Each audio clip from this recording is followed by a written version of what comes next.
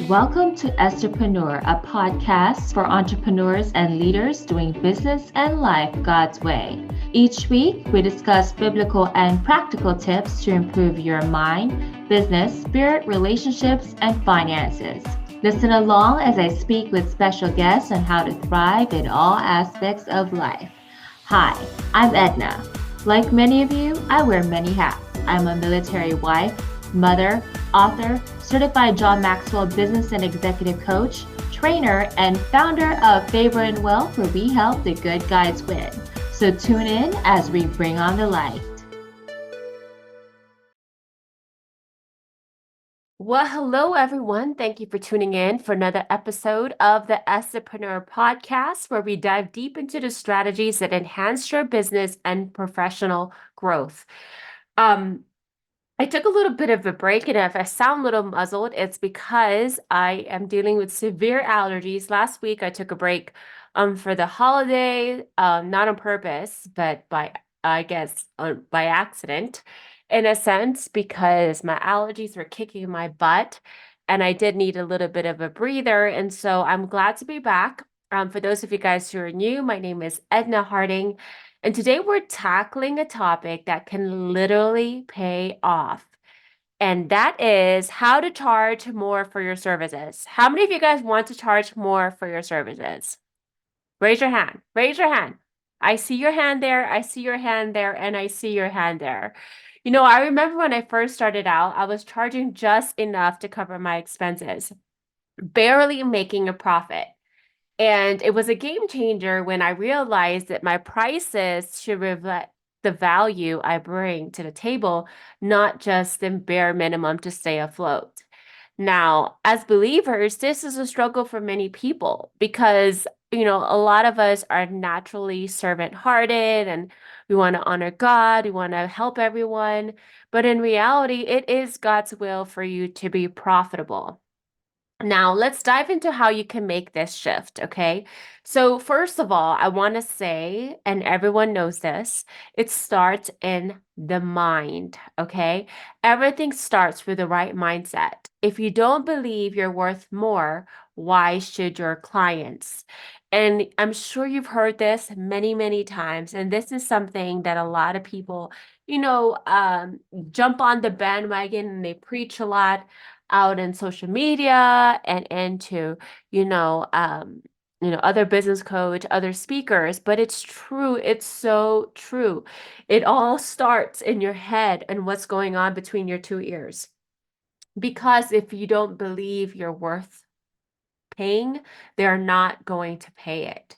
It's about recognizing that unique solution you provide and understanding that good service deserves fair compensation. Okay. There's this scripture that talks about how, you know, that we should make a living based on, the work that you have. And so he doesn't want his children to struggle.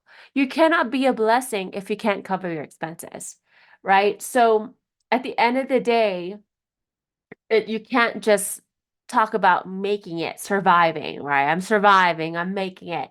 It's not just the bare minimum to stay afloat. Okay, that is not going to help you or anybody else that God called you to. So I want to talk about that because a lot of people, they'll ask me, well, what's the lowest I can charge? Or what is the cheapest price I can go? Or how could I make it affordable for my audience? Stuff like that. And I think one of the things that someone said to me multiple times, actually, different individuals said, your customer's financial situation is not your problem. And I know that sounds so bad and so prideful and sounds so not empathetic, but in reality, it's true. I put myself in the customer's shoes many times because I've been a customer many times. And there were a lot of times that I couldn't afford something, but because I saw the value of it, I went ahead and did what I need to, as long as it was going to be a huge ROI for me, both personally, professionally, and financially, I went ahead and did it. And, you know, that is really important that you have that mindset that instead of saying, well, how can I make this affordable? What's the lowest I can charge? You have to ask yourself, well, what is the value of the transformation I provide? Now, I do have to say this, that there is a fine balance between price and value because a lot of times, because there are people who don't have the heart of God, who don't have the servant's heart, and who truly is about greed and just wanting to make so much money for themselves, is the value that they provide is overinflated, meaning they say, oh, this is $1 million worth of value, but it's only like 5,000, for example. It's really important that you discern the value through the lens of the Spirit of God, meaning truly look at the transformation that you give and how much time and how much money this can save them, or how much time and how much money they can earn, right? And a lot of times for me, I advise my clients, if you could afford it, meaning it's not going to cause you to struggle, give them the better rate, give them the best rate so you could serve more people. Because Jesus gave so much to us and it only cost us a little bit compared to the price he paid, right? So it's okay to be a blessing. It's okay to, price it fairly and give immense value, which is kind of like, that phrase that a lot of people use nowadays in my space is, um, what do you call it? Unforgettable offer. Is that right? Oh gosh, my brain just went blank. Um, Incredible offer. There you go. So unforgettable offer. Incredible offer. So that is just a shift in mindset that you need to have is ensure that you don't base it on what they can afford, but base it on value, but also don't overinflate your value. Does that make sense? All right. Number two, know your market. This means not only understanding what others are charging, but also why are they charging that? So you need to ask yourself, are you providing more value? Are your services more comprehensive? You need to use this information to strategically position your pricing in a way that reflects your unique offering. So for me, I have coaches that I've hired, that provides a fraction of what I provide, and yet they're charging a lot. I had one coach that charged $6,000 just for access to knowledge and not systems.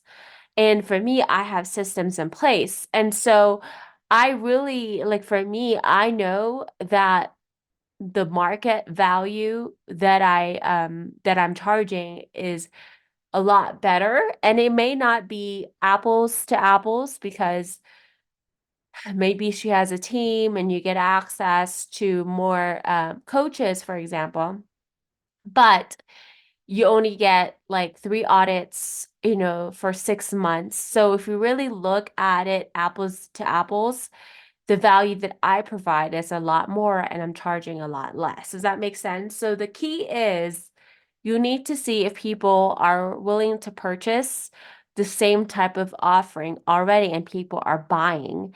And then if they are, what value or what features and benefits you have to offer your clients that have like basically the same space as your competitors that is different from theirs, and is it comparable to the value and the price that they charge? I hope that makes sense. And so for me, again, market research is one thing, but I also listen to the Spirit of God. And this is where you have a kingdom mindset. I asked the Lord specifically, what do you want me to charge for this particular program? And he'll give me a rate. And that is what I charge, regardless of what the market says. And I know I'm just contradicting myself, but The point is use market research, but also ask the Holy Spirit to confirm or validate the price that you have in your head. Does that make sense? He knows what he's doing, okay? He knows exactly what the people who he called you to can afford. He also knows your needs. He knows exactly the money you need to have in order for you to run the vision that God has given you. So he'll take care of both of you. It's a win-win situation for you and your clients. I hope that makes sense. Okay. All right. And the third thing, speaking of value, there's always room to enhance the value you provide. So whether if it's packaging services to offer comprehensive solutions or simply elevating your client experience, these enhancements can justify higher rates. So a lot of times for me, if it involves more one-on-one time with me, I raise the rates. Okay. If it's self-paced, so far, I haven't had any self-paced programs. It's always involved my one-to-one coaching because I truly believe that, I don't know, like you have, like, for example, and the example I use is, the Bible, right? Yes, you could read your Bible on your own, but if you have the Holy Spirit helping you and guiding you and helping you, make it practical, or other teachers or mentors who knows the Bible, that really helps the journey better. It helps you move forward in the plan because you hear the author's voice, if that makes sense. You hear the creator of the program's voice, and they can apply it specifically to your situation. And so I truly believe that one way, if you're not doing that already, if all you have is self-paced, is you need to add some sort of one-to-one component at the end of the self-paced program so that you could increase your rates. Okay. And so you want to think about additional services or benefits you can bundle into your offerings to make them more attractive. And one of the other things that I've added to my programs is you could outsource certain projects to me because some things are really easy to me and it's hard for clients. And it takes them 2 days trying to figure something out, and it literally takes me 5 minutes. So those are things that you could say, okay, you have a do it yourself, do it with you and done for you type of thing. And those things that you're really easy for you, you could do a done for you service for them so that it'll save you time and provide value to your clients, and still charge more because of your time, if that makes sense. All right, now let's talk about communicating the value because this is really crucial. You need to be able to articulate clearly why your services are priced as they are. You need to help your clients and customers understand what makes your service exceptional. Role playing can be a great way to practice. So for me, um, for me, role play is fine in the sense that, I have an AI software that helps you role play with your target avatar.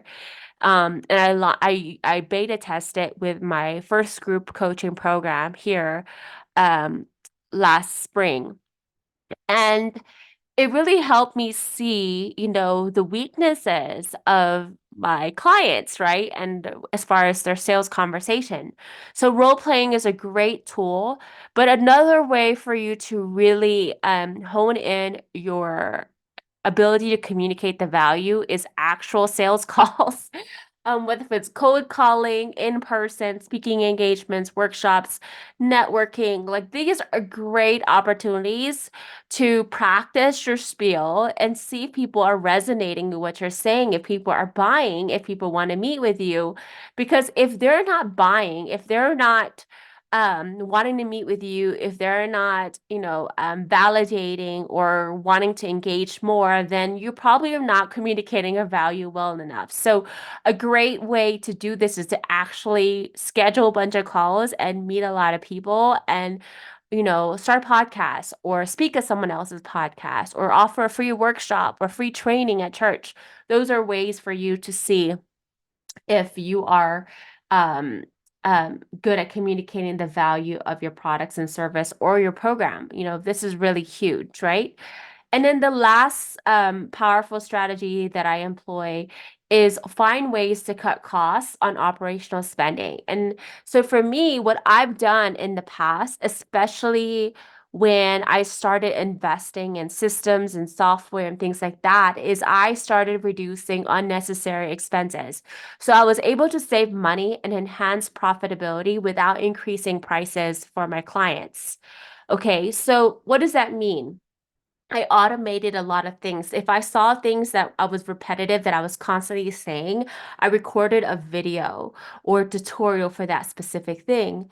And it's awesome because automation meant that I could handle more client interactions and manage processes without increasing my workload or staffing needs, right? And so that really helped me. Adding systems, systemizing my program, my sales process, my marketing things, even my project management, my for example, my I have a client portal with action plans for specific different problems. Like I just share that to the client portal and I don't have to repeat myself because I've done tutorials over it and I could pick and choose which I want, which really helped me, especially when I customize personalized plans for different clients. I'm not spending days and days, weeks and weeks trying to come up with something. I just used things from previous custom plans that I did. And because it's already in my systems, I pick and choose which task I believe will be relevant to the particular client. So that really helped me cut my costs down because I'm not spending that much time. And number two, it really made it simple for me to work with as many clients. So, for example, right now, I'm currently working with 5 clients. And if I wanted to work with 20, I could, but I'm not going to yet because we're in the middle of a move. We're moving to Alabama in a little bit, but it literally is a switch. Like I could serve however many clients, for example, with group coaching, I could serve up to 300 people. For one-on-ones, there's a certain amount of people that I have. My strategy sessions, I'm limited to 4 a month. And I share all of this to say that the reason why I know I'm able to do this is because of systems, right? Another thing I wanted to say is I also set up automated email responses and scheduling systems, which reduce the time spent on routine tasks. So again, if someone reaches out to me and interested in speaking to me, I have a nurturing sequence for that. If I have, someone who signs up for my free webinar, my free training, I have a nurturing sequence for that. I literally have different marketing mechanisms, or at least for what do we call it, templates. Even though it's not automated yet, I have the templates. I could just copy and paste and just change the name to help me increase my efficiency, which then lowers my cost for my operational expenses. And I don't have to increase my prices for clients, and I'm able to save money in the back end so that I could save money in the front end for my clients. Does that make sense? All right. Okay, I gotta go pick up my girls here soon. The next thing I wanted to talk about is objections because objections are natural. Okay, so the key to handling them is with empathy and reassurance. So one of the things that I have to say is if a client balks at a price, and a lot of times people have a lot of pride, and a lot of times they don't want to say they can't afford it. So they'll say, "Oh, I'll think about it, give me till next month." Those are signs that they can't afford it. We're like, really? Um, I noticed that, and some people really can't afford it, which is completely fine. But don't go off of like they're interested, follow me in a few weeks. Like I notice, like the ones that are really serious will act now, right? And even if they just get the smallest offer that you have, they'll start with one session and then they'll go to the next session, right? So the key is really reading between the lines and don't go off of what they say, go off of what they do. So, um, one thing that you can talk about is just the value that they're getting. And this is why on my landing pages, I truly break out the cost of all the different things that they're getting if they were to hire different companies to do those things. So I'm literally giving them a comprehensive suite of services that really is going to streamline their business efficiencies, cut down their costs, and also improve, their strategies when it comes to sales, marketing, and even personal development, because a lot of those things that they would hire individual coaches to help them with, those are things that I'm qualified, I'm certified for, and I have programs in place to help them with those areas versus them hiring like 5 different people. Does that make sense? So, You need to be able to really be prepared with the numbers and respond with actual data that highlights the benefits over features. All right. And then another thing that I wanted to say is nothing speaks louder than success stories because testimonials, case studies, examples of your work can powerfully justify your rates. One way to do this is offer a free taste of what it's like to work with you, whether if it's I do this a lot for churches. That's really my where I do it because I want to serve God with my gifts and talents. I want to serve God's people. But before I did churches, I used to do like free trainings at chambers, free trainings at women's organizations, free trainings for networking events. That really helps you get exposure out there and people could see, your gifting firsthand versus, them you selling them and they have it's all talk. They you want them to experience what it's like to work with them, and that's a way for you to show social proof, because a lot of times what I found is there's a lot of like testimonials. I have over 100,000 testimonials and all these other stuff, but in reality if you look at those, and unfortunately, and I've seen this time and time again in Facebook and Instagram, is they're all fake. They're robots. They're not real. And so how do you give them an authentic experience that what you know is by giving them a first-hand experience of working with you. And that's how I get a lot of my clients. If they experience working with me, they heard me speak, they're looking at my LinkedIn content, for example, or someone referred me to them. Like those are ways for you to expand your reach and really justify your rate. So make sure you're collecting positive feedback from clients, whether if it's free or paid, and ask permission to share the stories as part of your marketing. I actually, whenever someone signs up with me, I typically have in the contract says that I will use their testimonials and their story for social proof and that they need to be okay with it. Okay. And for the most part, they're okay with it, right? All right. And then the last thing I wanted to say, because this is really important, for existing clients, I want you to consider gradual price increases. Don't go from like, let's say $1,000 to $5,000 all of a sudden.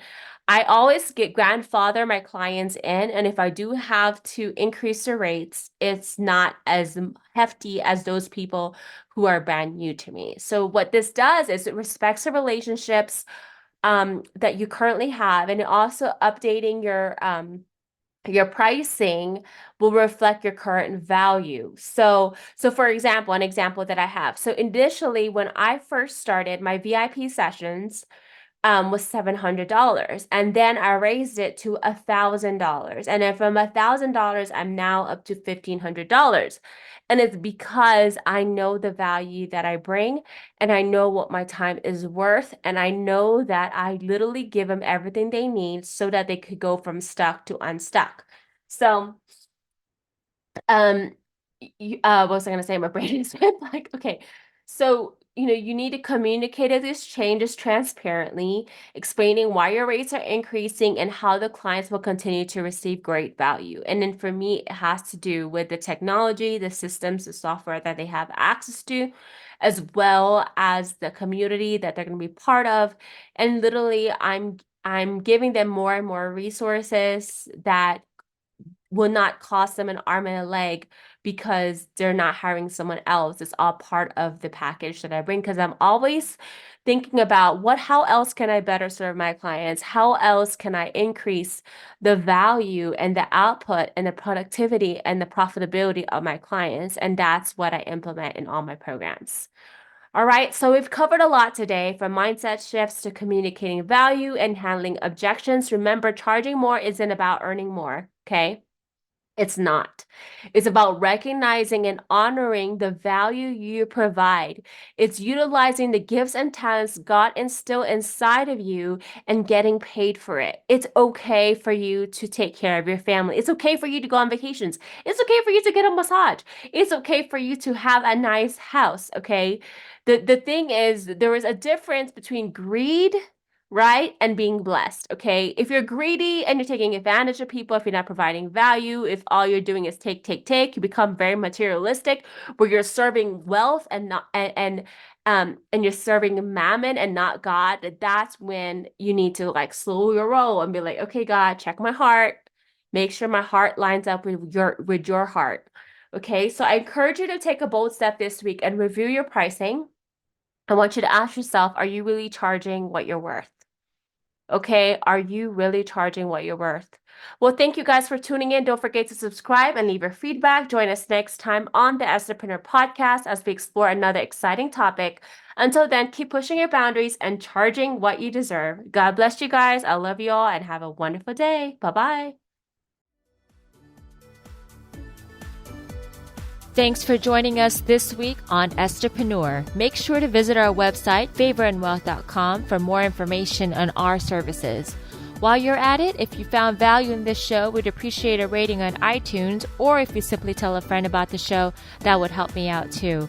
Also, check out my book, The Ugly Side of Sales, available on Amazon, where I share 7 of my secrets on how to win and grow business the right way. Until next time, keep shining.